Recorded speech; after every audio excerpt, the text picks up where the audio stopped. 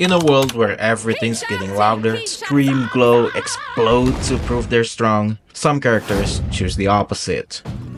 Quiet, silence, nuance. Instead of look and sound, they exude power that you can feel. So how does the Apothecary Diaries pull this off?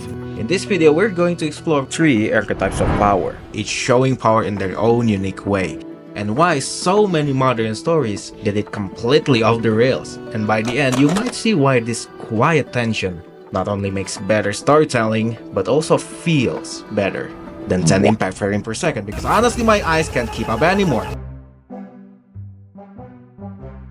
One of the exciting part of watching the Apothecary Diaries isn't just about watching a gremlin who gets off on poison and her romance with a fanboy. It's also in immersing yourself with the settings through the eyes of Maomao. Beneath the Apothecary Diaries' charming exterior, very charming exterior, it's a story where power takes the stage, but instead about knives, muscle, or the display of someone's OC that is clearly too OP, it's about who knows how to navigate the game. And what makes it truly fascinating for me is how this power is shown in the anime. Even with minimal screen time, we get a clear feel to it through different presentations. Some do so through presence, others through manipulation, and a few, like Maomao, through a more defensive approach.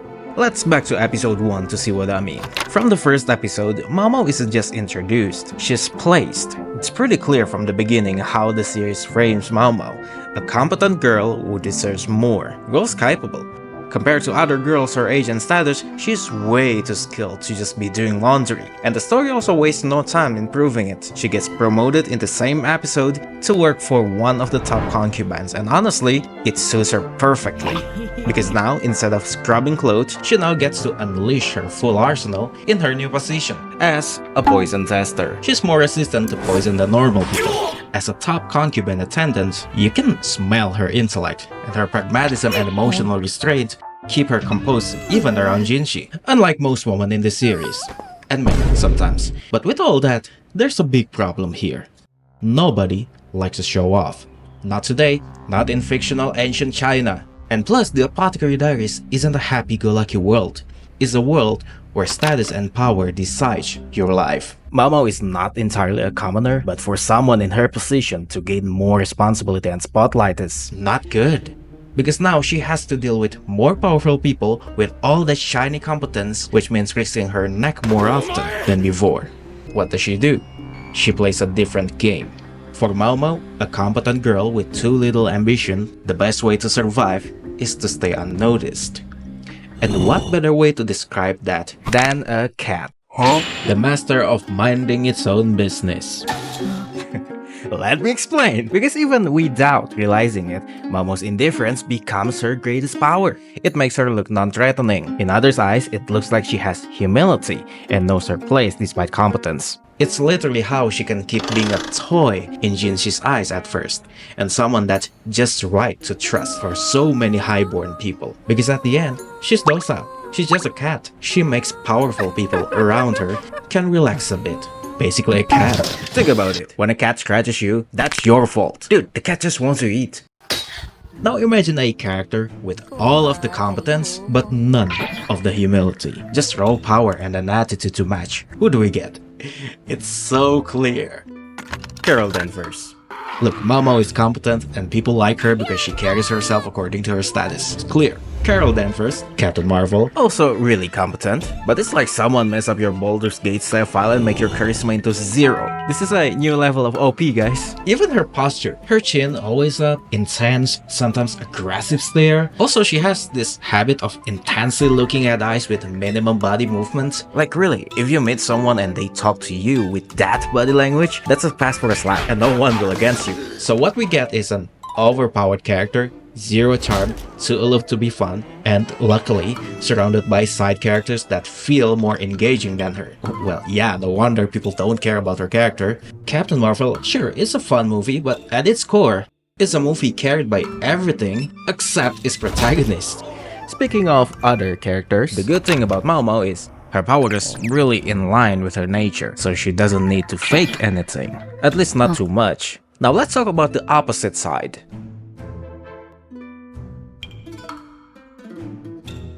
Jinshi is hands down the most complex character in the series. Bro has backstories for his backstory, but as complex as he is, one thing is clear. Jinshi is so otherworldly beautiful, it could start a war. Bro has to work really hard to look ugly, and he knows it well, so he uses it. He walks into a room and everything shifts. Servants blush, generals lose composure, one moment with lipstick and Maomao's like, national crisis! But the funny thing is, he doesn't enjoy it.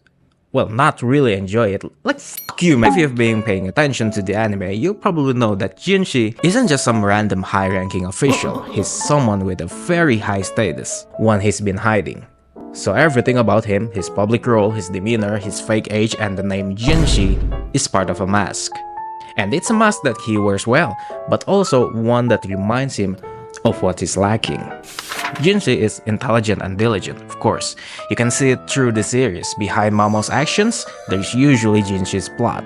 But when you're very high status like him, the expectations are higher. And in this setting, an ancient China, the expectation is really traditional. And in this traditional stuff, he admits that he is lacking, especially compared to the emperor. So he leans into the tools he does have: beauty, elegance, flawless poker face. Not that he likes it, but it's a necessity. Yes, he has real power, he can provide education for illiterate mates, that beauty is basically cheating, and he can even buy Maomao. But all of that rests on the image of Jinshi that he can't let slip. And the result, he's like a swan, graceful above the water, and supposedly trashing underneath. Even if swans don't actually do that, but hey, the metaphor works. And what's really interesting is how the series conveys Jinshi's struggle with his power.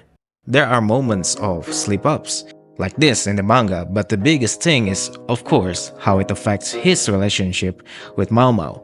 It's clear that Jinshi is scared of losing Maomao, which is portrayed more blatantly in episode 35, because Maomao doesn't like troublesome life, and what could be more troublesome than being buddy-buddy with one of the most powerful person in the empire? And if you look throughout the series, it becomes an irony. Because from early on, the series shows us with all the little ways Jinshi tries to win her over. He gave her tasks, he seduced her, he gave him good place to stay, he even paid all of Maomao's debt and literally bought her. All except probably the one action he should do from the first place. Be fully 100% honest with her. Before we get into any comparisons, trashing, because there's something important tying all of this together, let's do that after the last archetype, and this last one might just represent the soul of the story. And I swear I'm not biased because of the character or anything.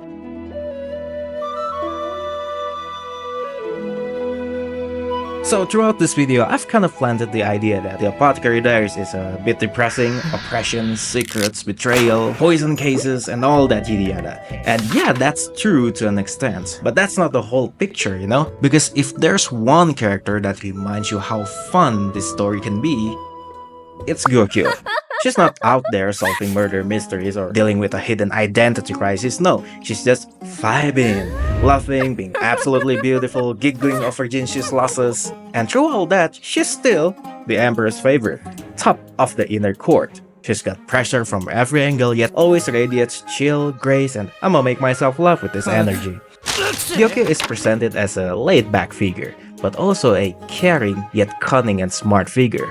But what's unique is how they show it, and that difference compared to other consorts says a lot why Gyokuyou becomes the top dog in the inner court. They show it through two things. First is her attendance. While others hoard dozens of maids, Gyokuyou keeps it tight. When Maomao joins, it's just 5. Pregnant again? Add 3 more. And every addition is intentional, handpicked, capable, loyal, no drama. And second, Gyokuyou really knows the game. Look, the main function of the inner court is for producing heirs. There's a clear way to win for the concubines. Get pregnant with the Emperor's child, and survive long enough to be named Empress. It's brutally hard, yes, but the point is, everything else, status, gossip, jewels, politics, is secondary. And yet other concubines scheme, backstab, spiral into proxy wars with their maids, and even tries to lure other men to their chambers. But Gyokuyou focuses on what matters. She doesn't claw for more influence. She doesn't undermine her rivals. She doesn't send a spy to sabotage the lipstick of her rivals. Instead, she advises the emperor, she makes herself enjoyable to be around, she protects herself from threat, that includes keeping her inner circle small, and most importantly, she laughs. That's her strength. That's her crown. Because when everyone else is crawling, getting betrayed by their attendants, or do needless mean things, Gyokuyou just stays still, centered, rooted. And honestly, seeing how other concubines act, it's pretty obvious who's got that empress energy, you know? But the other thing that makes Gyokuyou fascinating is her acceptance. The thing about her is that although she looks content most times, that doesn't mean she's gotten everything she wanted. There's this moment back in episode 3. Maomao was called to look into a mid-rank concubine named Lady Fuyo, who was about to be gifted to a military officer. Not exactly the end of the world, but as a concubine, that's game over. And after Fuyo got the info herself, she started acting weird. Fuyo started dancing in the middle of the night, so Jinshi sends Maomao to investigate. After some investigating, Maomao had an interesting theory, but she hesitated in sharing it. So her theory is Fuyo had been avoiding the emperor deliberately because she wanted to preserve herself for someone she actually loved. And that sleepwalking dance is one of her acts to pretend to be sick. And the guy she's being gifted to, that's him. That's the man she actually loves. And her dancing is basically also some kind of ritual. A silent wish for his safety. So despite all people took pity on her, she won on her own terms. And when Gyokuyou heard Maomao's theory, that's the moment when you feel her longing. She's got status, power, safety, but some things just aren't meant for her. And that's what makes the Apothecary Diaries so special. It's not about breaking the system, it's about surviving in it. Gyokuyou represents what this story does best. Characters with real power, but who are still bound by the setting. In this setting, power doesn't always mean freedom.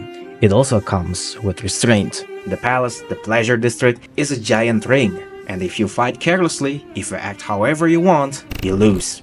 And no one is above that. Not Maomao, not the emperor. Even the emperor has to swallow his pride and make choices he hates, like letting go of Adul and accepting Lolan for political reasons. And that's why it hits different. Compare that to a lot of modern media where the main characters just breaks everything, including the system, or getting the system themselves. And then wins the day and gets a slow-mo victory walk with a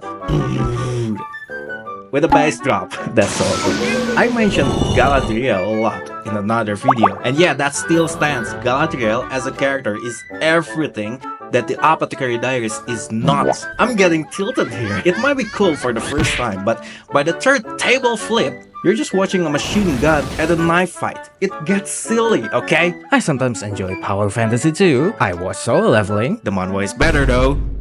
I really need to stop picking on Solo Leveling, they don't deserve it. But okay, I think we all get the vibe now. Jokes on Solo Leveling aside, of course this more intricate setting in the Apothecary Diaries is nothing new. But the execution the author does on even side characters like Gyokuyou and Lakan, it's really praiseworthy. How all of these characters trying to fit themselves in a really complex setting, it makes a compelling story for each of them. I think I found myself craving for this more reserved anime more and more. And maybe you too if you're still watching. Because sometimes the most powerful thing a story can do in today's noisy world is whisper.